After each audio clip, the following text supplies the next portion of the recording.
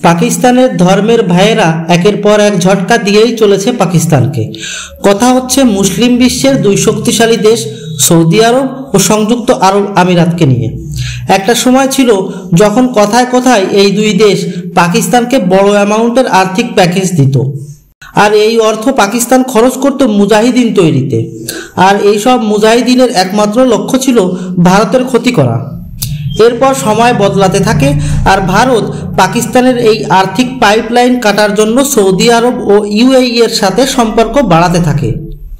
ভারত এই দুই দেশের সাথে ট্রেড করে এদেরকে বোঝাতে সক্ষম হয়েছে যে দুনিয়ায় বন্ধুত্ব শুধুমাত্র অর্থনৈতিক লাভের উপরেই নির্ভরশীল। আর তাই তো এই দুই দেশ এখন ধর্মের চশমাকে সাইডে রেখে বিজনেসের চশমা পরে নিয়েছে, যার সব থেকে বেশি দুষ্প্রভাব পড়েছে পাকিস্তানের উপর। ধর্মের নামে ফ্রিতে মালাই খাওয়ার দিন শেষ হয়ে গেছে পাকিস্তানের।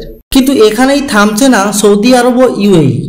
এরা পাকিস্তানের বিরুদ্ধে এমন সব পদক্ষেপ নিচ্ছে যা দেখে মনে হচ্ছে পাকিস্তানকে কুটাই করার দিক থেকে এই দুই দেশ ভারতকেও পিছনে ফেলে দিবে। কি এমন ঘটলো যার জন্য এরকম মনে হচ্ছে, সেটা বলার আগে একটাই অনুরোধ রইল, চ্যানেলটি সাবস্ক্রাইব করে বেল আইকনটি প্রেস করবেন যাতে এই ধরনের ইনফরমেটিভ নিউজ দ্রুত আপনাদের কাছে পৌঁছে যায়। তো চলেন শুরু করি। সৌদি আরব এবং ইউএই সরকার পাকিস্তানিদের ভিসা দেওয়া বন্ধ করে দিয়েছে। আর এই দুই দেশ তাদের দেশে আসা পাকিস্তানিদের নিয়ে প্রায় একই ধরনের সমস্যায় জর্জরিত হচ্ছে প্রতিনিয়ত। আর তা হলো ভিক্ষাবৃত্তি ও অপরাধী কার্যক্রম। প্রথমে বলি সৌদি আরব কি পদক্ষেপ নিয়েছে পাকিস্তানিদের বিরুদ্ধে। সৌদি আরব সহ মধ্যপ্রাচ্যের আরও বেশ কিছু দেশ রয়েছে যেখানে পাকিস্তানিরা হজ করা বা ঘুরতে যাওয়ার বাহানায় গিয়ে ভিক্ষাবৃত্তি করে। পরিসংখ্যান বলছে সৌদি আরব, ইউএই, কাতার আর কুয়েতে গ্রেপ্তার হওয়া ভিখারিদের 90% পাকিস্তানি নাগরিক। এই লাগাতার বৃত্তিপ্রাপ্ত ভিখারি নিয়ে সৌদি আরব গত 1 বছর থেকে পাকিস্তানকে অবজেকশন জানিয়ে আসছিল, কিন্তু পাকিস্তান এই বিষয়ে কোনো পদক্ষেপ নেয়নি।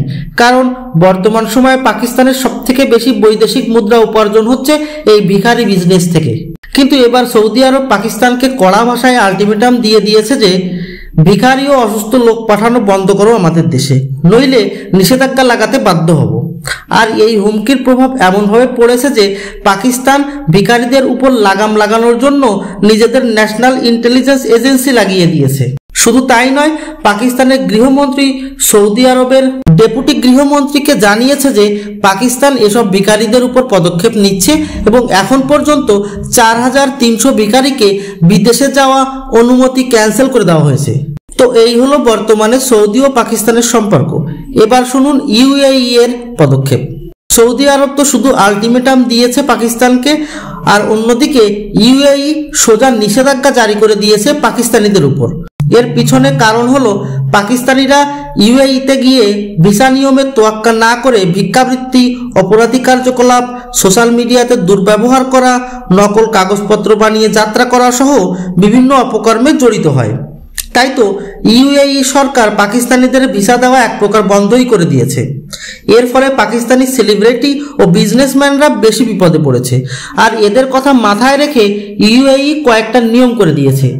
এখন থেকে পাকিস্তান থেকে যারা ইউএইতে ভিসার অ্যাপ্লাই করবে তাদেরকে রিটার্ন টিকিট, হোটেল বুকিংয়ের প্রুফ এবং কমপক্ষে 3000 দিরহাম অর্থ দেখানো লাগবে।